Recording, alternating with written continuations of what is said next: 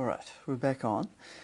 So now I want to ask you about the first time you applied for the Navy. Can you tell us about what happened and what the process was?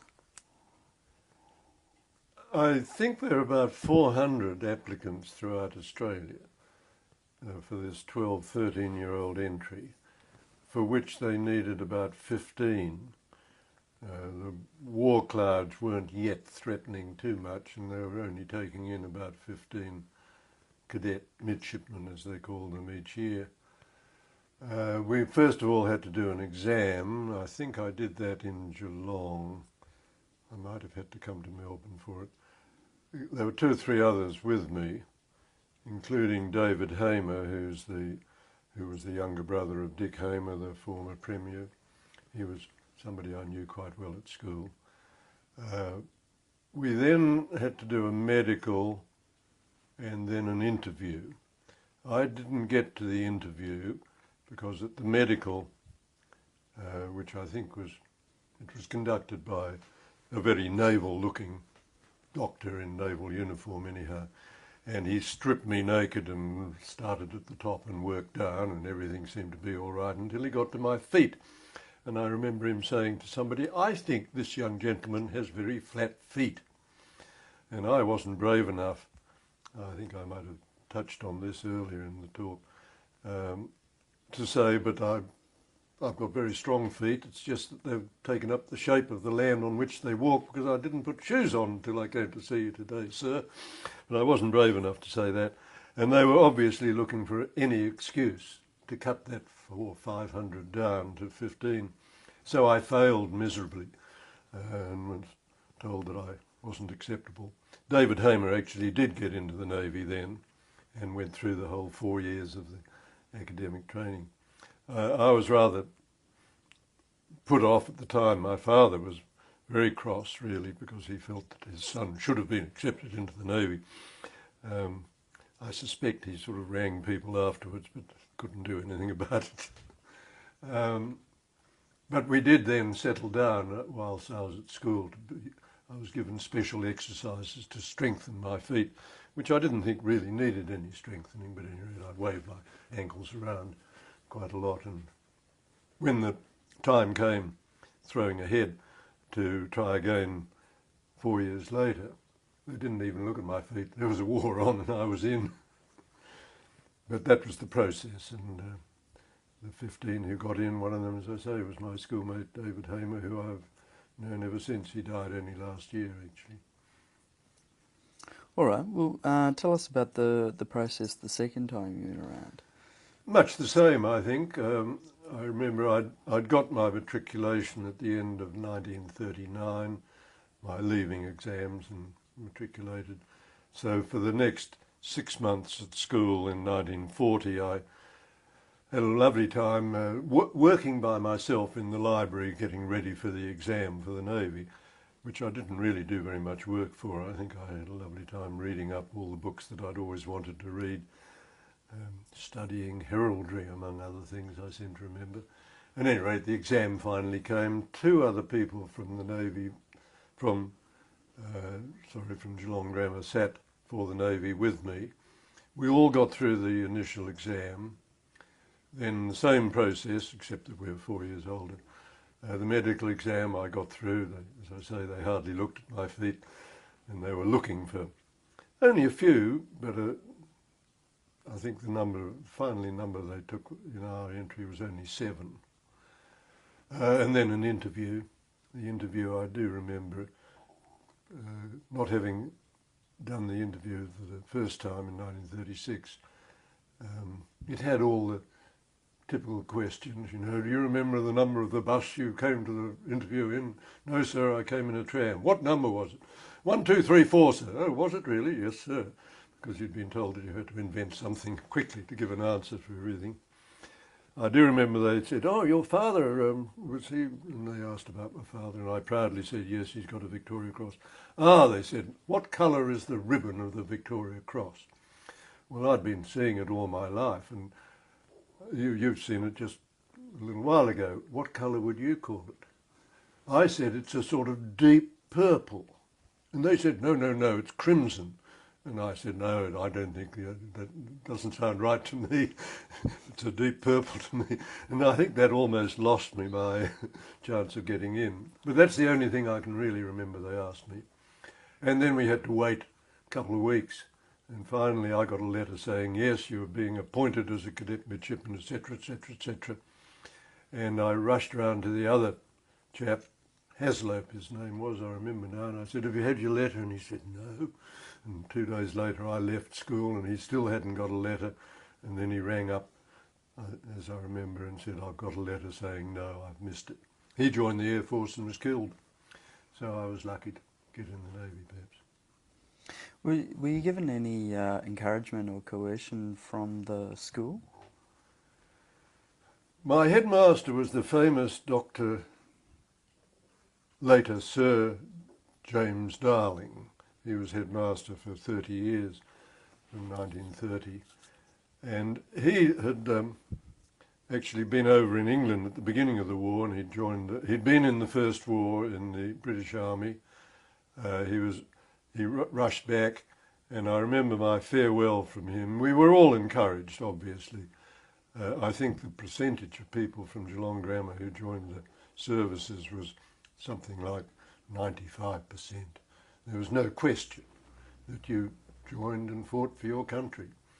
I do remember, though, when he was saying his final farewells to me, he said, well, it's great, yes, glad you're in the Navy, but at least you might have joined a decent Navy like the Royal Navy instead of the Australian Navy.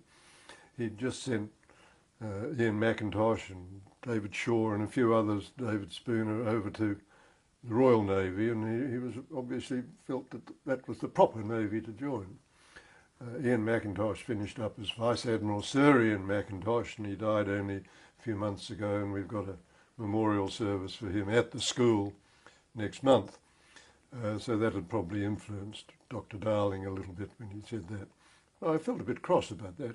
He should have said, congratulations, you've joined the best Navy in the world. But he said, no, you should have joined a decent Navy. Was that an option for you to join the Royal Navy? I think once the same idea had been brought into our Navy, that the other one no longer existed. They had joined, I think, probably 3 years ahead of me, when that was the only way, at that age, you could get into a Navy. As soon as the Australian Navy introduced it, and for instance Tony Sinnott, who finished up as the head of all three services a few years ago, he was the first of the Australians to join the Australian Navy, especially. In fact, he went to England for his training, the same as the others had done, but he was in the Australian Navy. Chick Murray, who was Governor of Victoria a few years ago, Admiral Murray, he was also in that lot, the first lot. We were the third or fourth lot. In fact, we always say that when they saw us, they gave the scheme away, and that we were the last lot. And they only took 7 in our entry. There were 3 seaman officers, executive as we used to be called, and 4 engineers. So I was one of only 3 to be accepted then, out of I don't know how many applicants. It was just a small building up of the permanent Navy to replace what they felt they would lose in the war. It's probably about right when you work it out afterwards. Our group, the David Hamer group and all that, probably lost about 7 out of their 15 or 20. And so we were the replacements that the Navy had put in advance, sort of. Yeah, it's very, very clever. Yeah, somebody did their sums well. Do you remember any posters or newsreels or songs of the time encouraging people to join up? No, I don't. There must have been. You know, the old First World War, Kitchener pointing at you saying, your country needs you. There must have been things like that. I don't remember them. Probably were. No, I know there was an enormous enthusiasm for people to join, whether the people themselves were that keen. But again, at home I remember I got leave on and off, and the locals were sort of gradually going off to war. Whether they were being, whether they were sort of recruiting campaigns, whether sergeant majors came round to the country saying, we want you to join or not, I don't know. I was too busy away learning to be a sailor. Well, what was your parents' reaction then when you joined up? Oh, they were delighted, obviously, that I'd finally made it. No doubt there were all sorts of qualms in their minds. At about the same time, as I say, my brother and my sister had both joined over in England, which was far closer to the war really in those days, long before the Japs came in. But I don't remember anything except pride that their 3 kids were serving, and my father was very proud, obviously, of it. I saw him, I think, once on leave, and then I went away, and then he died while I remember I was in Aden. A signal came through, and it wasn't for Midshipman Smyth, it was for Midshipman Sloane, and there was no midshipman called Sloane, and the signal said that your father has had a heart attack and is gravely ill. And they got all the midshipmen in and said, which of you do you think this is? And I said, I think it might be me. And I said, let's have a look at that name. And I jotted down the Morse for Smyth, which is ...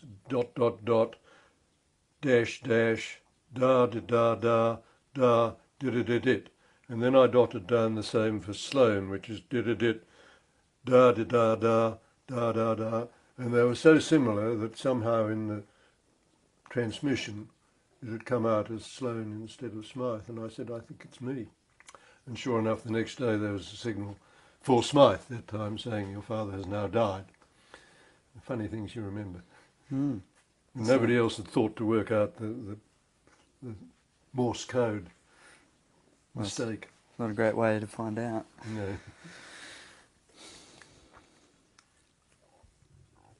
Tell me then about your first experiences once you were actually inducted into the Navy.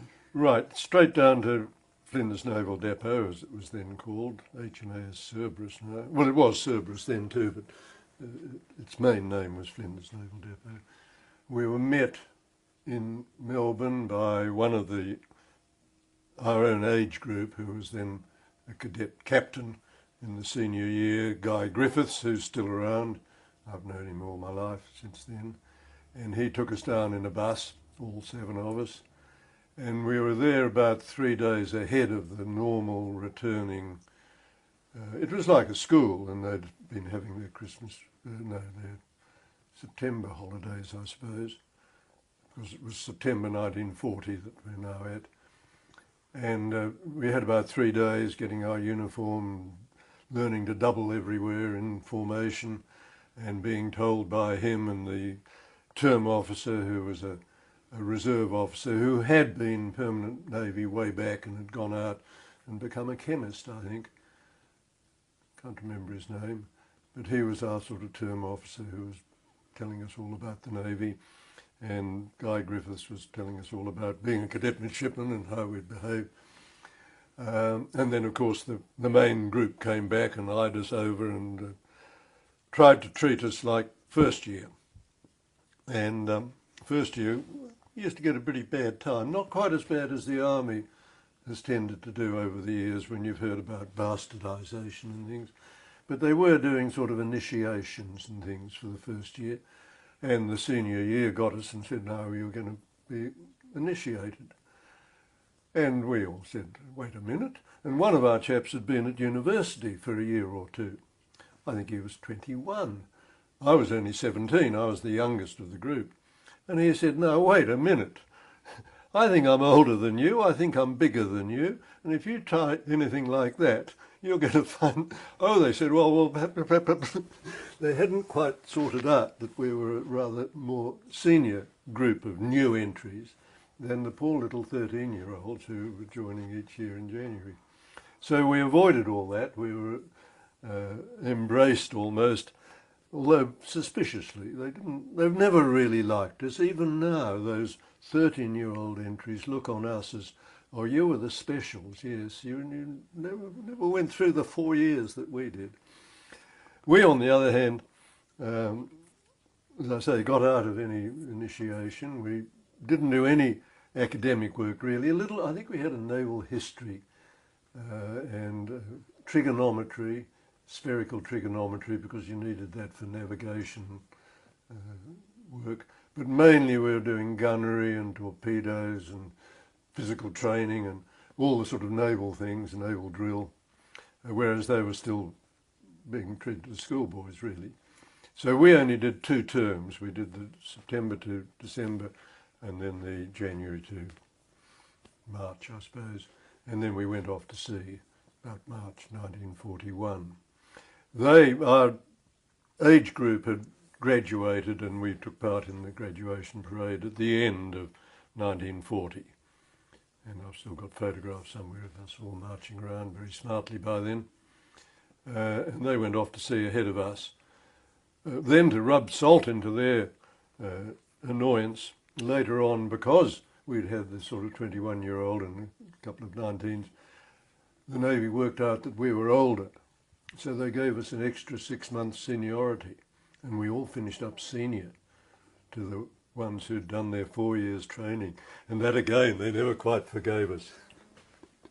And right through the Navy, we were sort of being, Guy Griffiths actually, I think I got promoted to captain just ahead of him, but he made admiral and I didn't, so.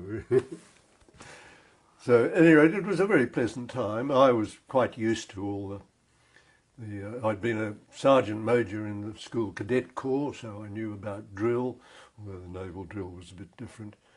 I knew how to be a boarder at school for many years.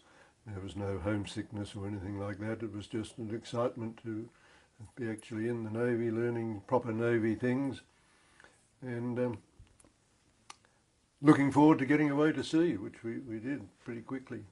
All right. Well, tell us about your initial training then. What sort of things did you learn? Well, gunnery, lots of actual learning the theory of gunnery, then doing gun drill on the 6-inch and 4-inch guns they had there. Lifting a 6-inch projectile is pretty heavy.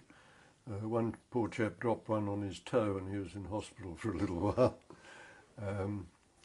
I did finish up in hospital at one stage. I got a sort of boil on my foot, if I remember it was, and they had to put me into hospital because I'd fainted on parade, but I'd refused to actually fall over. I suddenly realised everything was going round and round, and I turned right and I marched off the parade and collapsed on the corner of the drill hall and was taken to hospital. But at least I hadn't fallen flat on my face, so I felt rather proud of that. We went through all the usual boat drill, pulling whalers and pulling being the word for rowing in the Navy, cutters and whalers, sailing, learning to sail. I hadn't ever known anything much about that. So all the very naval things, plus, as I say, talks on history, talks on seamanship, which covers nearly everything that you might find in a ship to do, all the ropes and rigging of the old ships and the rigging and equipment of a new ship, how you handle a ship, how you handle boats. We learnt not only the pulling and sailing, but also the motorboats they had down there. Because as soon as you got to sea as a midshipman, you found yourself virtually in your first command. You were given command of one of the ship's boats, and that was your boat. You had your crew, and they had to keep it smart and clean, and you had to drive it, and you had to drive it so that you didn't crash into things when you had admirals and captains on board. So it was all a whole new experience for a country boy, really. But somehow it all sort of seemed right and proper, and we all knew that we were going off to do something in a war, not just in a peacetime Navy. So it was an exciting time, there's no doubt about it. Lots of physical training, swimming. I had to pass the swimming test, of course, to get the bronze medallion to prove that everybody in our Navy had to learn to swim. Fascinating later on to find that the Royal Navy, they didn't make people learn to swim. A lot of my sailors could not swim. And I remember asking them, And they said, no, sir, we'd much rather not. If you're going to be sunk in the North Sea, better to die quickly than to swim for half an hour and then die. That was their outlook. It's a funny way of looking at it, yeah. Yeah. So how did you adjust to, I mean, you said that you've been in the cadets, but how did you adjust to those particularly naval things, such as sailing? The drill, the squad drill and that, we turn much simpler. We don't sort of lift our feet and stamp like the soldiers do, but that was easily learnt. I can remember that Sergeant Major, not Sergeant Major, that's what I've been in the Army cadets, the gunner's mate is the equivalent to the Army Sergeant Major, and he was an English gunner's mate who was out from England on loan, I think, to the Australian Navy. Very experienced, very good fellow called Barney Young. And the very first time we were doing our drill, the other fellows didn't seem to know what they were doing. And then he had us all out to give orders too. And I gave orders the way I'd learnt. And I remember feeling so pleased when he said, "Ah, now that's more like it, young gentleman. That's the way you should be giving your orders." And I thought, I know all about this. And then I did something wrong and he cut me down to size again. But, you know, those are the little things you remember, the pride of getting something right the first time or the second time. And, well, not very much difference to what I'd been used to, as I say, as the Sergeant Major of C Company in the Sean Grammar Cadets. I had a bit of experience of that sort of thing. Did you get on well with the other fellows? Yes, very well. We were, although we were the age group of the senior year, they put us for most other things, including the accommodation in the block down there, with the next senior year, who then became the senior year in January, and we were sort of with them there.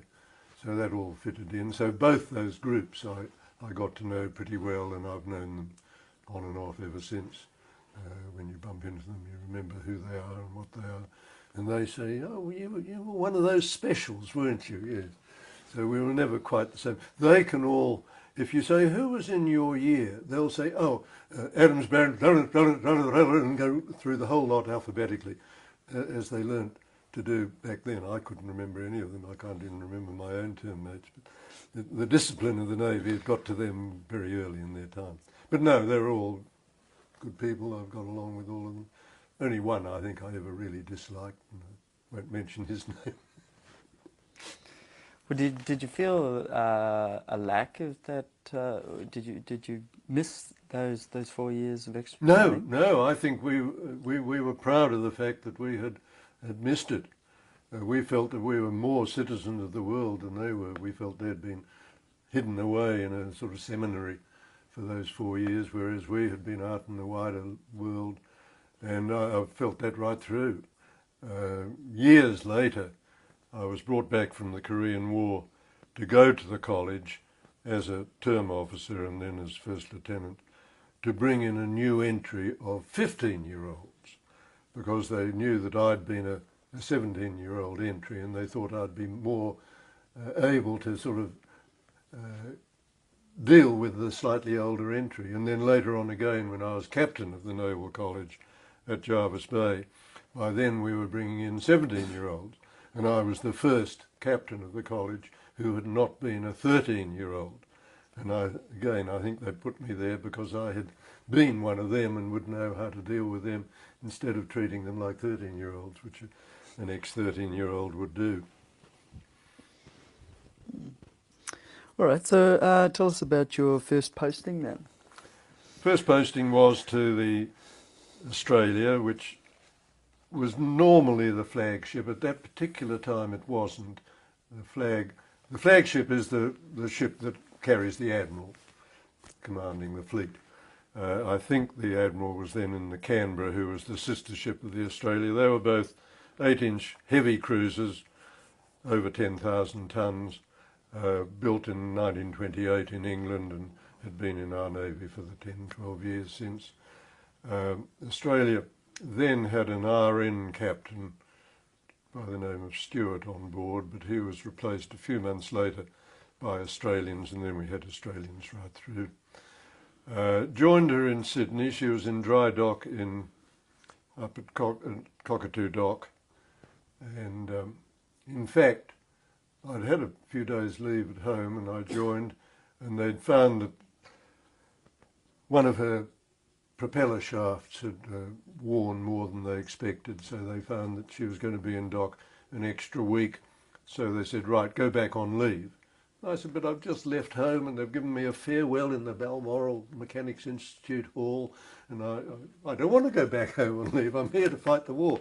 So I went off with one of my term mates, Ken Bryant, who lived in Bathurst, and I had a week's leave there with him, where I met a couple of attractive Bathurst girls and had a very pleasant week's leave, and then back on board, and we sailed 2 or 3 days later when we got out of dock. So it was a sort of anticlimax almost, that first joining. Then we joined again. It had given us time to sort of settle in, see where the gun room was, where all the midshipmen lived, find out how to sling a hammock, which we'd been taught but we'd never actually done. And we lived in a hammock for the next year or so. We sailed. The very first job we did was to escort about 4 ships across to New Zealand, and amongst them was a ship called the Themistocles, painted grey and looking like all the other ships in wartime. But I immediately realised that that was the ship that I'd come out from England in 1925, which was rather a nice sort of a reminder of my early days.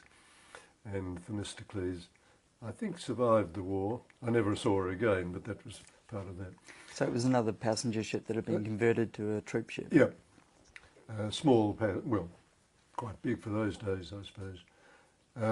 We finished that trip, and then we picked up the big ships, the Queen Mary, Queen Elizabeth, which we'd hardly heard of. She'd only just been completed as war came. I'm not sure that she'd ever been painted black and white. She'd been painted grey as she commissioned because the war was on. Queen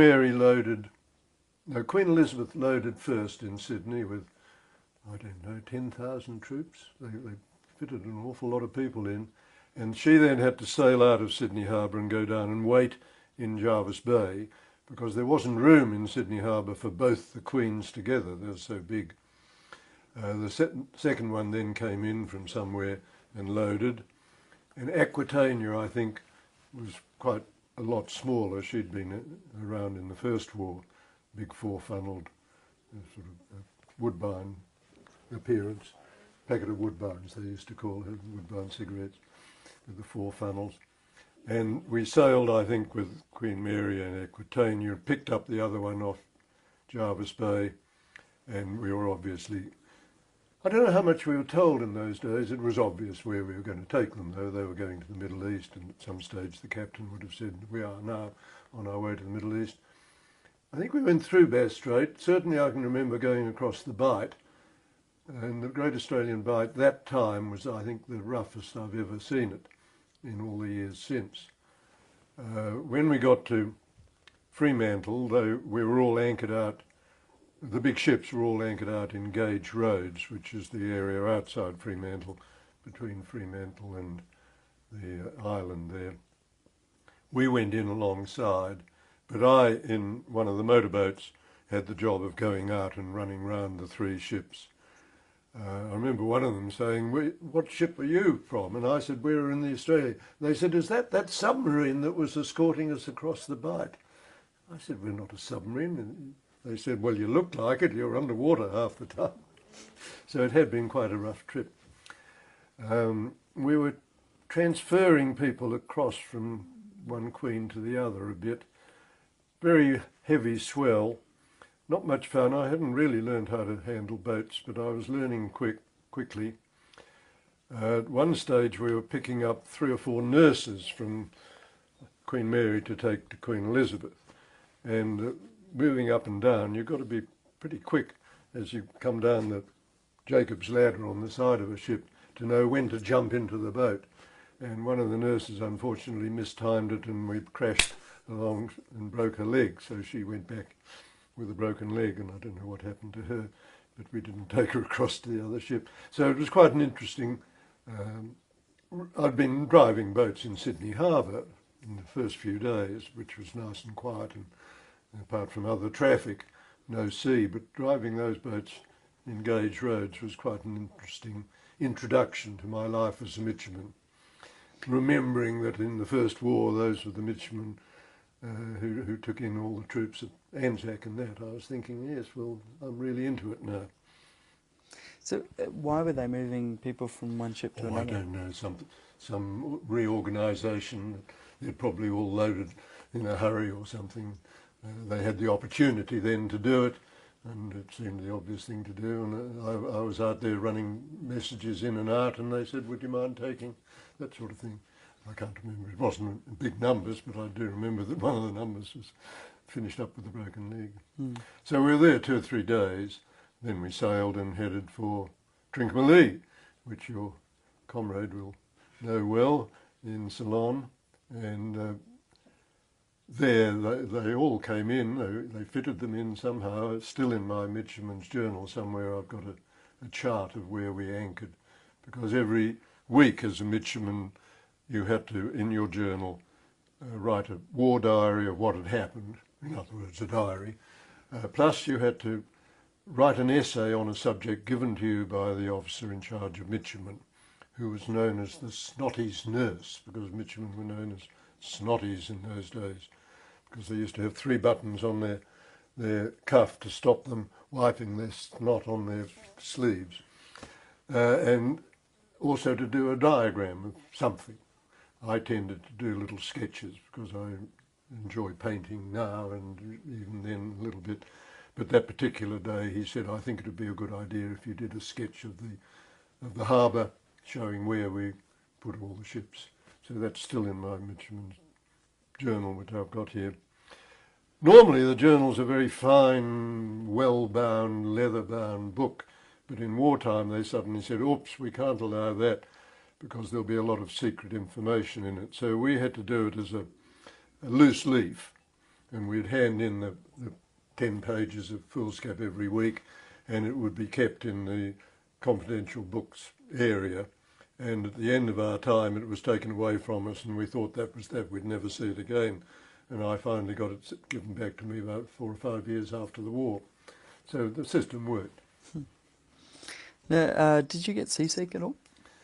No, the nearest I got ever in my time, I think, was that day going across the Bight. The mess deck we were in, there's always a smell of fuel oil somehow, which doesn't help the feeling of wellness. 1 or 2 others had been seasick. That doesn't help either, the smell of that. I was the nearest I think I've ever been to being sick, but I wasn't.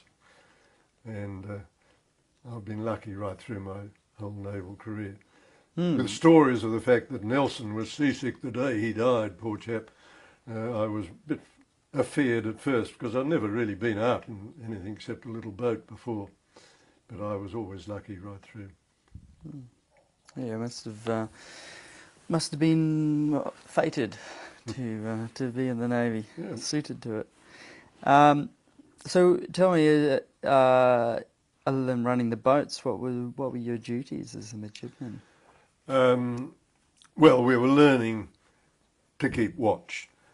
On the bridge we were the midshipmen of the watch, under an officer of the watch, and in wartime a principal control officer who was really, he would be a lieutenant commander in charge of the armament, with it ready at any time in case you found yourself in action. The officer of the watch was maintaining the safety of the ship and controlling the ship and the zigzag and everything that needs to be done on the bridge.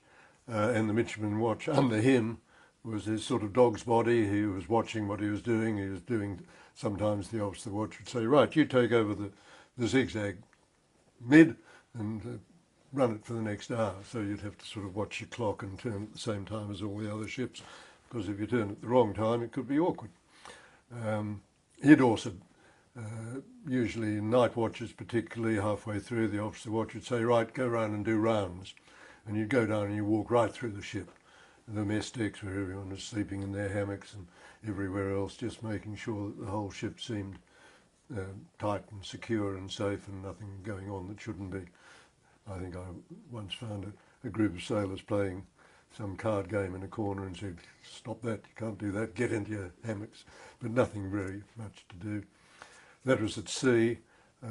During the day you'd be doing instruction. The officer in charge would get you all together if you weren't on watch and talk to you about something that you need to be told about. You'd be sent down to the engine room, do a course in the engine room for 3 or 4 weeks, solidly in between your watch keeping. In harbour, similarly, you always have an officer watch on deck, and you'd have a midshipman under him and a midshipman running boats. So you'd have 2 duties in harbour, which you'd sort of share depending on the routine that they worked out for you. And a lot of instruction still all the time on the things that you needed to know. The action station one had and the cruising station were different. If you weren't in, as a midshipman, after I'd been on the bridge for a little while, I became the operator of the plot.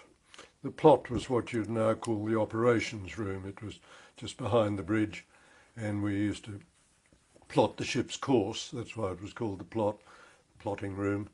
And you'd also be responsible for all the knowledge about merchant shipping. And if they, on the bridge, sighted a ship and said there's a 2-masted, 2-funnelled ship on the horizon, we've asked it who it is, and it said it's the Strat Malacca. Should the Strat Malacca be here? And you'd have to immediately know what ships were in the area from the signals that had been coming in. And if you said, no, there's no Strat Malacca in this area, I think it could be an enemy, then you'd go to action stations and you'd go in a bit closer, like the Sydney went in too close and got sunk by the Cormoran the next year, who had said she was the Strat Malacca. That's why that name came to my mind. So there were varying degrees of interest like that. My action station happened to be down in the operations room that we called the TS, the transmitting station, down below. It was inside the armoured belt that the heavy cruisers have, below the waterline.